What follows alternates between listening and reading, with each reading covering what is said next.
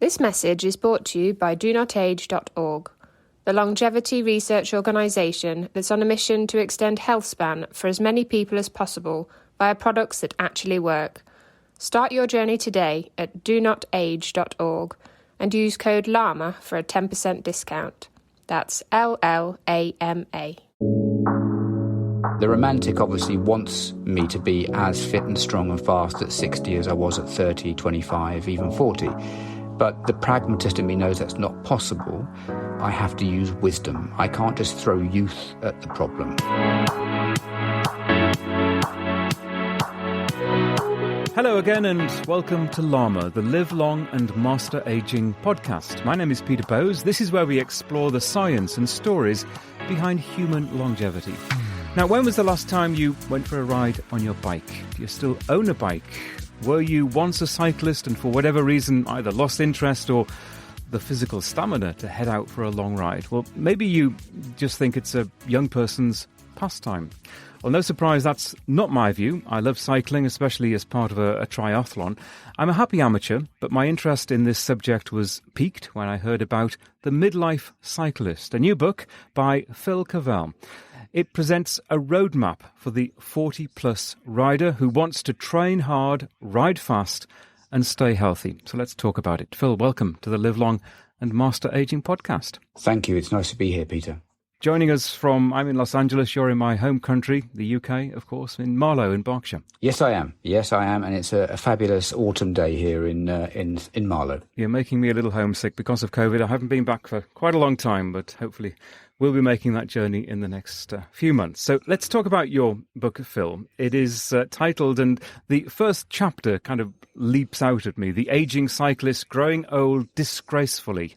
So I suppose the first question is, and leaving aside the disgraceful bit for the moment, how old do you have to be an aging cyclist? 40 sounds quite young to me. Yeah, 40 sounds very young to me. I agree, but probably, I guess medically, we're looking at 45 plus, Peter. And in the first chapter, I talk about what our expected lifespan would be going back through the centuries. And really, we didn't start living into our 40s and 50s until this century. Obviously, the upper classes might do that in the last century, in the 19th century. But the 20th century and the 21st century, the first two centuries where we kind of typically can expect to live, into our 50s and 60s and 70s.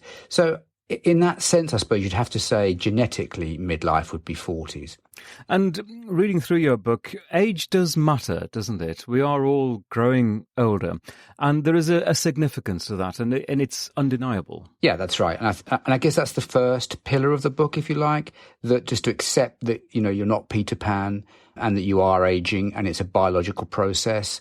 And exercise can be used to ameliorate the effects of that aging process, but you can't stop the body clock. And, that's why the first chapter is talking about actually biologically what's going on as you get older. And you talk about a quiet revolution occurring in the ranks of middle-aged, older sportsmen and women. That quiet revolution, what do you mean by that? Yeah, that's a good question. And I guess the missing piece of the book, and I was talking to somebody about this recently, is probably this book is actually part science and part sociology. We're the first generation, in 300,000 generations of biped, that have ever tried to exercise like this into our middle and in older age. Never. My parents didn't. Your parents probably didn't. And if they did, they were outliers. They were one-offs, if you like. So we're the first generation ever to try and exercise hard, focus on performance as we get into middle age and beyond.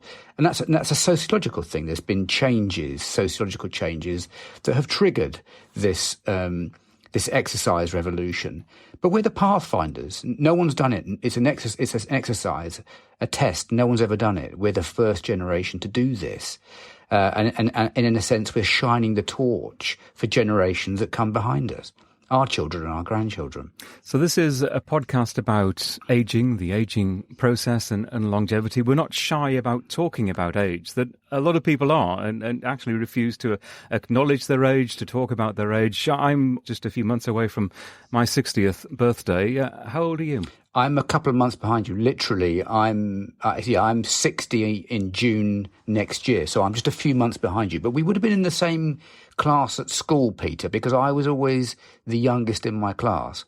So we would have been almost certainly the same year group at school. So I'm 60 next year. That's interesting. Yes, March 1962 for me. So tell me just a little bit about your life and your career in terms of cycling and your experience and what brought you to this point. I was a racer. I was what they call in England, well, you remember, first cat racer. So I was a good club racer, but I wasn't a great racer. I was never talented enough to be a professional or consider going professional. So I was just a good club cyclist. Got injured. And my co-director at Cyclefit, he also got injured, and that took us on a journey of exploration about how the body and the bicycle behave together, how they interact. And it was that journey that led us to start Cyclefit 20 years ago, just over 20 years ago. And at the time, it was quite a unique service in Europe, certainly. And so we became busy quite quickly. And we've always just been fascinated by the relationship between the body and the bicycle. So we started a scientific conference that looked at that subject. We've been fortunate enough to work with some incredibly talented physios, doctors, surgeons along the way. Some of them, many of them are actually, featured in the book, if you like. So we've kind of learned together over the last 20, 25 years about how the body and the bicycle interact together. Is that what you mean by my story? Exactly. Yes. No, that perfectly defines certainly who you are and where you are. And what really interests me is from your own personal experience, can you define the aging body, the aging athlete, the passing of the years? What does it do to a cyclist in particular? What's happening in your body? And there's many changes, but let's just look at a few of them. Your heart rate, or your ability of your heart to beat fast, is dropping year on year. It's a fairly linear, predictable, trackable response. And that means that essentially, if nothing else changes, your VO2 max is declining over time. And that's just a biological fact. So you can offset that if you want to by training and diet, etc. But essentially, your heart rate, your ability of your heart to beat as high and as fast is dropping. And at the same time, you're losing muscle fibers, and that's called sarcopenia, and it's featured in the book. Not a popular topic, but you're losing muscle fibers, and that's okay because you can build the remaining ones up to be bigger and compensate. You can't stop the loss, but you can keep the muscle bulk. And then there's also things like in men, our testosterone is declining at a fairly linear, trackable rate also. In women, there's obviously hormonal changes around the menopause and perimenopause. That sometimes those changes are less predictable and trackable than men with our testosterone decline. But nevertheless, there is perimenopause and then menopause. So these are sort of changes, biological kind of waypoints that we pass through. And the interesting thing is what happens when you try to preserve high-level performance as you go through these waypoints, Peter. You mentioned VO2 max, just for anyone who doesn't know what that is. Can you explain? Yeah, it's the ability of your body to uptake oxygen, essentially, as a proportion of your body weight. So, it's your respiratory potential expressed as a represented against your body weight, your VO2 max. A very big metric in the 80s and 90s in bike racing, probably in triathlon as well, actually. It's sort of fallen out of favour a little bit now, but I still think it's known as a kind of as a biological potential, if you like. And another metric that you write about is heart rate variability. And up until fairly recently, until I started wearing an Oura ring, it was something that I hadn't really paid much attention to. And now every day I look at my phone and see what my overnight heart rate variability was. And it is fascinating. Can you explain the significance of that? Yeah, that's right. And heart rate variability is so we always think about if our hearts are beating at 60 beats per minute, but the duration between the beats is equidistant, and it's not. In fact, that's literally heart rate variability, the variation between the beats. And counterintuitively, one wants a greater variation, not less variation, and less variation between the beats is significant because it probably denotes that you're tired or you've got underlying illness or you're just not feeling, you're not feeling so strong. So that's what heart rate variability is. And you actually want to have high heart rate variability as an indicator of whether you should be training or not. How important is it, do you think, for people to fully understand all of these metrics? And your book is a fascinating read because it's full of scientific detail. It's incredibly well researched for anyone who wants to delve into all of this. Just in the back of my mind, I'm thinking of the happy amateur who perhaps doesn't, and I hate to use the word obsess, but you know what I mean, to have a deep interest in all of this kind of stuff. How important is it to fully understand it?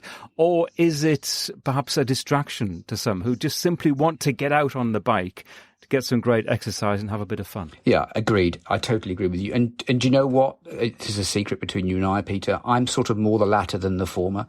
Personally, I was when I trained. I actually think I'm quite open about it in the book, that I am, philosophically speaking, I'm the latter. I'm a barefoot cyclist. But I want people to know the science and the details so they can use it usefully. But I think in the book, I also give you an escape route. If you're not interested in the hard science, then you can.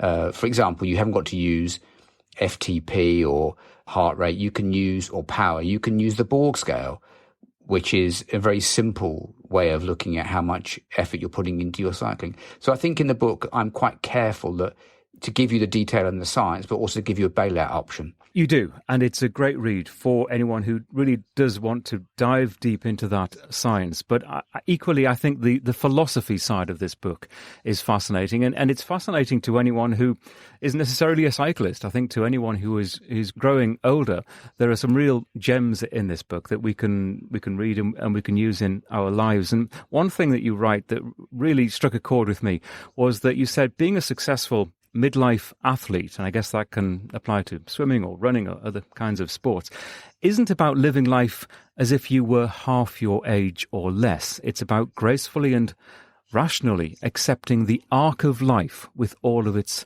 challenges. The arc of life. How do you see that arc of life? Yeah, I think we have to sort of dig in deep into all of us ourselves and find the pragmatist.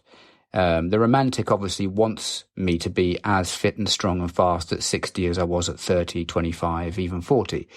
But the pragmatist in me knows that's not possible. But I also still want to be a good father. I still want to be a good husband. I still want to work hard and ride, and on occasion ride quite hard. And the balancing of those now means that I have to use wisdom. I can't just throw youth at the problem. I've got to use wisdom and knowledge and pragmatism and sense to deal with that and to manage all those life forces. So I'm kind of imploring all of us to invoke wisdom. We can't be young again, but my God, we can be wise. We can use that life experience to make pragmatic decisions about how we balance these things. I think that's what I'm saying, Peter. And you've mentioned Peter Pan already, and you say your Peter Pan clients are sometimes quite hard to work with. You say the body gets old, but the mind refuses to accept it. And you say you worry about these people. What do you mean by that? I do. And when I say difficult to work with, I'm not sure I use that word. I mean, my clients, generally I see my clients, the ones that are having problems, I see the most. So I get closer to their problems. The Peter Pans are, yeah, you're right. The fact that they don't want to grow old and they want to still ride hard and achieve all these things and go and do massive, great multi-day rides in the Alps, and that's fantastic. It's laudable. It's wonderful. It's inspiring. But at the same time, they've got to put strategies in around that are in keeping with what's going on for their body.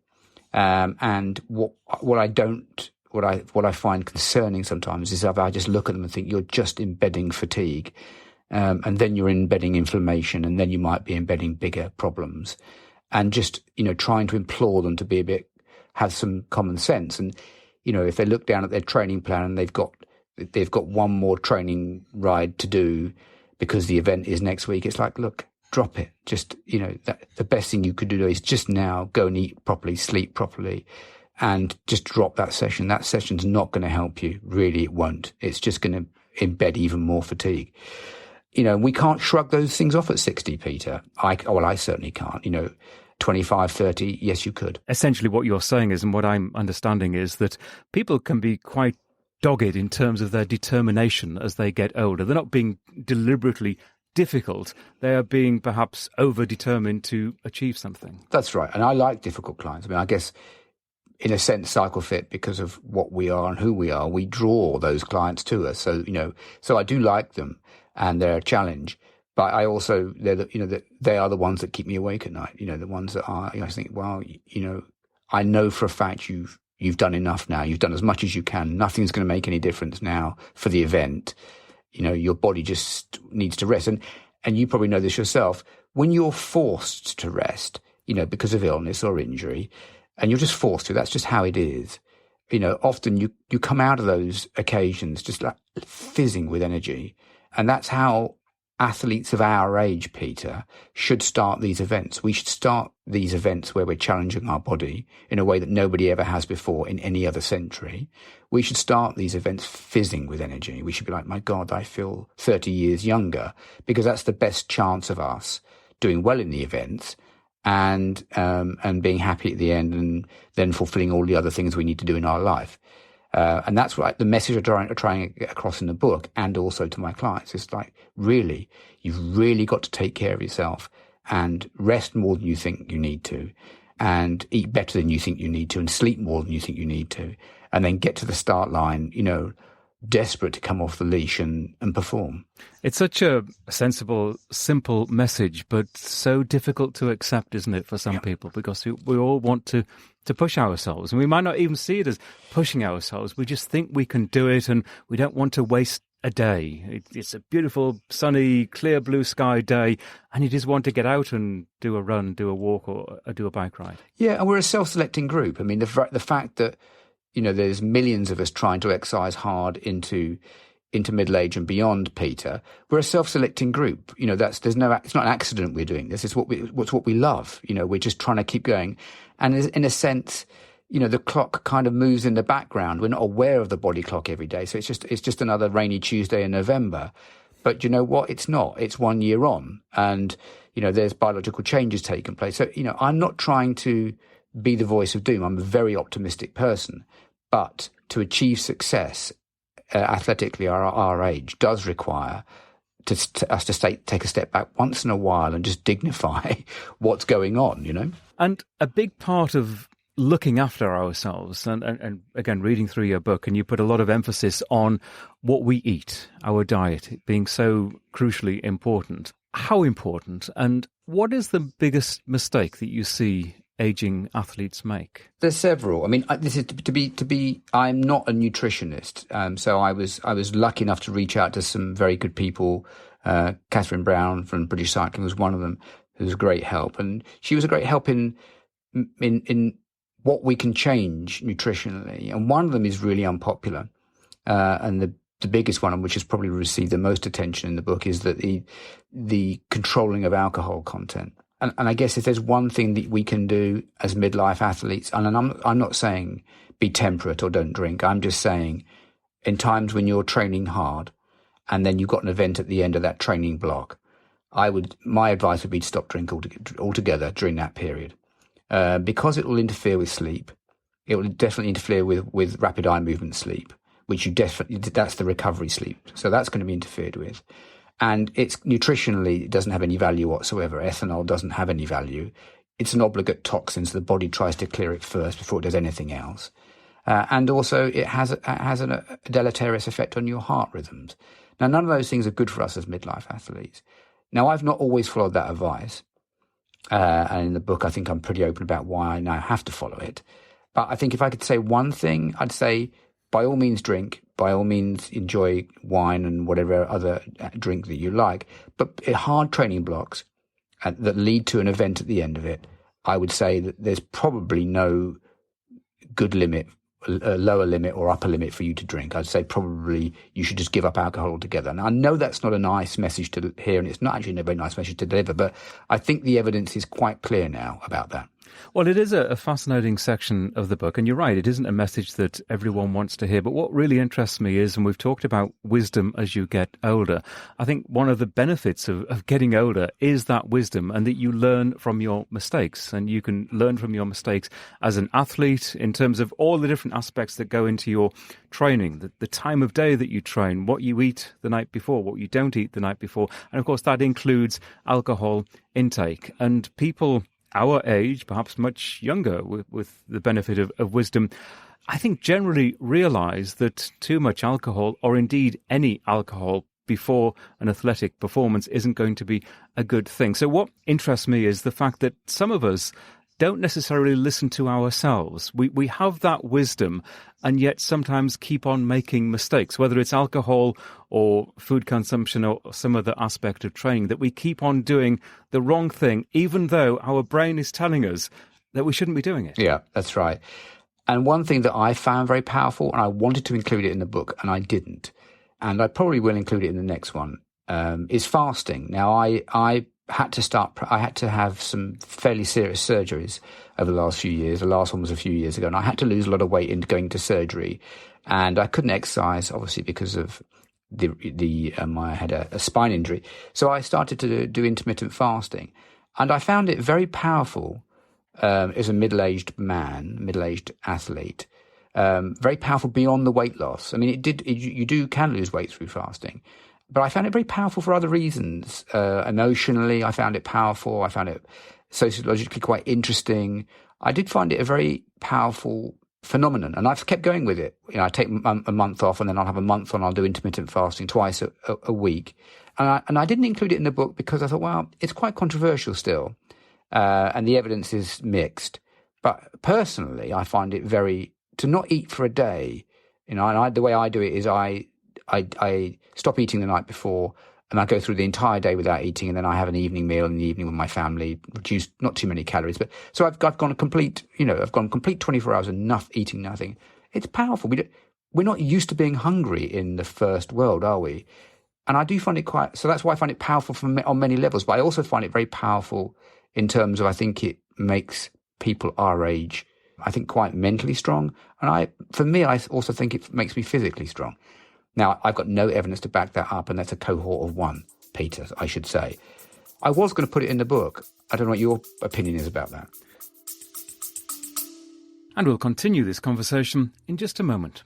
Hey, quick question for you. Are you someone who wants to be fit, healthy, and happy? And what if I told you could get your dream body by simply just listening to a podcast? I'm Josh. And I'm KG, and we're the hosts of the Fit, Healthy, and Happy podcast. Listen, we get it. Fitness isn't easy. Carbs, no carbs. Just stop, okay? It doesn't have to be that complicated. And that's why we made this podcast. We get straight to the facts so you can become your best you. So the way to check us out is click the link in the show notes or search Fit, Healthy, and Happy podcast on any of the major podcast platforms. We'll see you soon.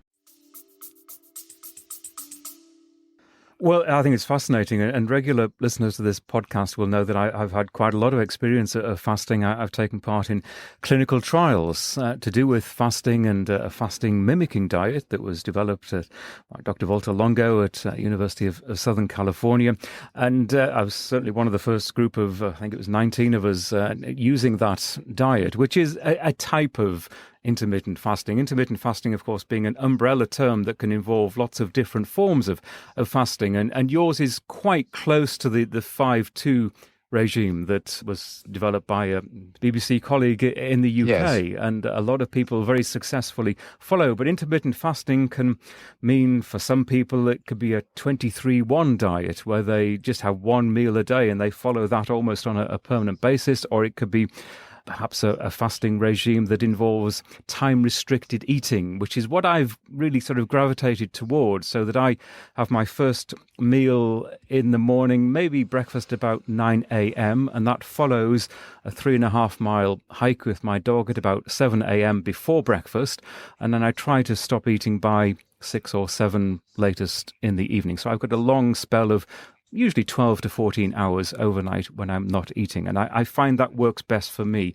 And you're absolutely right, Phil. I think the jury is still out in terms of the science. There is a lot of positive science that suggests that this is very beneficial for us. And one thing I find interesting, especially talking about alcohol as we were, when you're fasting, even if it's just an 18-hour fast or almost a 24-hour fast, as you say, missing breakfast, not eating till the next evening meal, there's no thought of alcohol in your mind during that time. You're focused on not eating and looking forward to that meal, but there's no desire to drink any alcohol. That's right. And I wanted to mention it in the book because the whole book, it goes back to what our evolved function. The whole book is, one of its pillars is evolved function. What did we evolve to do? And if you think about it, in the ancestral environment, we would have to be our most capable when we were our most hungry. Otherwise, we would never come through it, would we? And that's the bit I'm interested about fasting. So when I get off my bike at Maidenhead Station and ride from Maidenhead to where I live in Marlow on my bike after not having eaten for 26 hours, I feel fine. Do you know what? I've gone through some wobbly moments, Peter, but for that bit, when I'm actually at my most food deprived, I feel fine. I can ride home fine. I'm not going to ride fast, but I feel fine. And that's what I think is remarkable. And that's the bit I'm interested in kind of experimenting with, for myself at the moment. I'm not going to write it or proselytize it or anything else until, but I do think there's something there. And I do think there's something there for people our age. And I'll say no more than that because I think it is controversial, and I don't think it's all proven. I was doing some research after I read the Michael Mosley book. Michael Mosley being the BBC guy that I refer to, who put a lot of work in, has met Dr. Longo at USC, and I think a big part of his work was based on what was happening at the University of Southern California. That's right. And it is fascinating. But I didn't put it in the book. But alcohol's in the book, the effect of caffeine is in the book, insulin resistance is in the book. And maybe our ability to metabolize sugar is reduced as we get older. So there is plenty about nutrition in the book. Fasting isn't, though. Right, and I agree with you. I think we need to really delve into the science. I think, and I should also say, and always say this, anyone listening to this, if you're thinking about trying fasting for the first time, speak to your doctor first, because it isn't for everyone. It could be harmful. It could be extremely dangerous if you do it in the wrong way. And we're all individually very different. So speak to your doctor, get some good professional advice. But from my personal experience, I really go along with what you say, that you can have an extraordinary amount of physical endurance actually during a fast. It maybe isn't wise to do a heavy weightlifting session while you're fasting. There are lots of quirks and nuances to this. But the other really interesting aspect to this is the impact on our longevity. And there's lots going on in our bodies that we can't see and not necessarily feel during a fast, but our bodies change in response to a lack of food. Hormonal changes happen that the science suggests could be very good for us long run in terms of preparing us for older age and perhaps preventing some of those serious diseases of old age, like cancer and heart disease. Yes, agreed. I feel it, but at the moment it's intuition, not proven science, Peter. So I think you're right to caveat that. Yeah. Let's talk about, as I say, this is a podcast. We talk about aspirations in terms of longevity. Do you think about what your life will be like in 10, 20, 30 years' time? Is there something that you're aiming for in terms of what you might be able to do? I guess I really want to keep riding, and we do a family 5 or 7 or 8K run every Saturday. My daughter is only 11 years old. We had children very late, and it's really important to me that I exercise and run with her and ride with her, while I can, because I'm like you. I'm going to be 60 next year. And soon I'll be 70 and, she'll be 20. And it's really important that when I'm 70, I can still cycle and maybe just shuffle along a bit running, maybe not, I don't know. But, it's really important that I stay active and stay fit and stay strong, for her, because she deserves to have me like that. It's not her fault that, we had children when I became a dad when I was already quite old. So I feel an obligation, and also I enjoy it. Cycling is fantastic. There's a slight irony, which I point out in the book, that the better cyclist you want to be at our age, actually the more you probably need to start dropping cycling sessions out of your training plan. But nevertheless, it's still cycling I enjoy the most. It's interesting you should mention children? Because I ask this question quite frequently of people, and almost always the answer relates to their children or their grandchildren getting older and being around and being physically able to be part of their lives. It's not just it's not a selfish thing wanting to aspire to great longevity. There's generally another reason, and that's connected to your family or those close to you. And another reason, often cited, is just sharing the wisdom of your life. And I suppose you do this in a big way in your book here. And we've talked about wisdom and those lessons that you learn. And clearly you've learned many lessons as an athlete that you want to share. Yeah. I mean, I was a chaotic athlete. And I think I confessed that in the book. I was not, I rode in a team or a club where there were more gifted athletes and there were more disciplined athletes. For me, racing and bike racing I just loved the adventure of it. I loved the fact that I went out and then I had no idea what was going to happen. I had no particular race plan. I didn't know whether I was going to come first or last or not come in at all. And I just loved that about it. I just loved that adventure that, you start a race, mountain bike race, road race, criterium.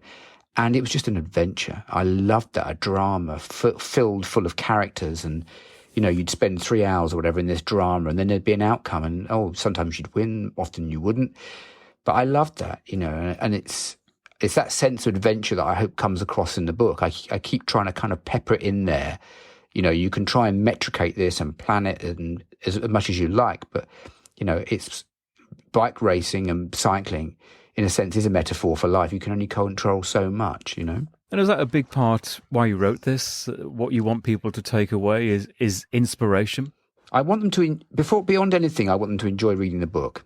If they take anything out of it which is useful, fine. If they take anything out there which is thought-provoking, that's even better. But more than that, I just want them to enjoy the experience of reading the book. I guess what I want people to just consider, take a step back, and if the book encourages them to take a step back and consider what they're doing and what they might change to make the outcomes better, that would be a perfect outcome for me. And I have had plenty of response from people who said, yes, I've changed the way I train, or I've given up alcohol around heavy training blocks. They've made small adjustments. They've really focused on sleep. That's what I've heard over and over again from people. Do you know what? The sleep thing really hit me hard.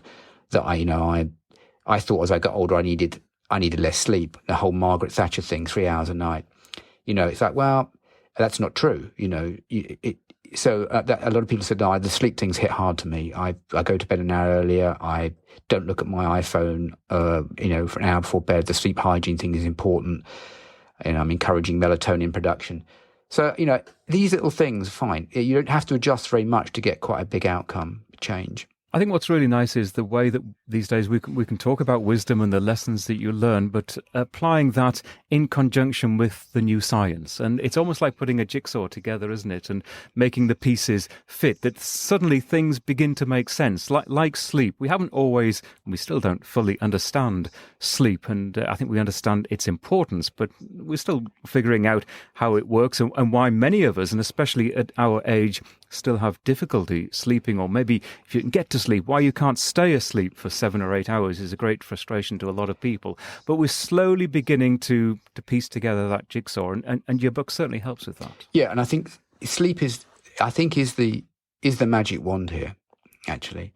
And this whole thing about middle-aged people, and as you got older, you needed less and less sleep because you had this senescence going on. Your cells weren't renewing, weren't replacing, and therefore you didn't have to spend an energy doing with offsetting senescence, and therefore you needed less sleep. It's just not true.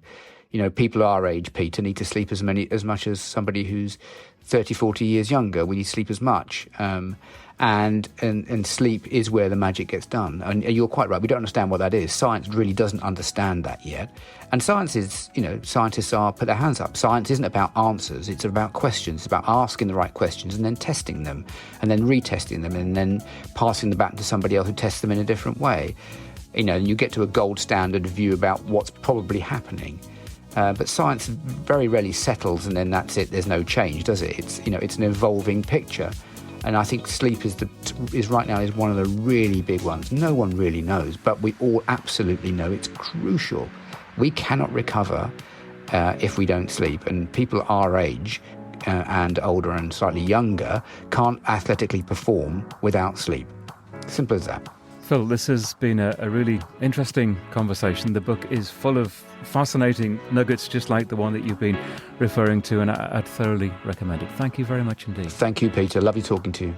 As I say, a really inspiring read, and it certainly makes me want to get on my bike more often than I do. It's called The Midlife Cyclist. It's about more than cycling, a lot of aging wisdom in there that is relevant to all of us as we grow older. I'll put a link to the book into the show notes for this episode. You'll find them at the Live Long and Master Aging website. That's lamapodcast.com, LLAMA podcast.com. You'll also find a transcript of this conversation there. The LLAMA Podcast is a HealthSpan Media production. You can follow us in social media at LLAMA Podcast and contact me by direct message at Peter Bowes. Thanks for listening.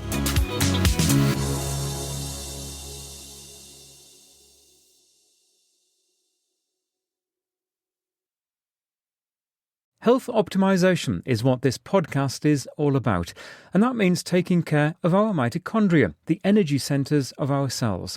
Physical strength, avoiding frailty is key, and that's why the science behind urolithin A and the work of Timeline Nutrition is so interesting. You can find out more and get a discount code at our website and in the show notes for this episode.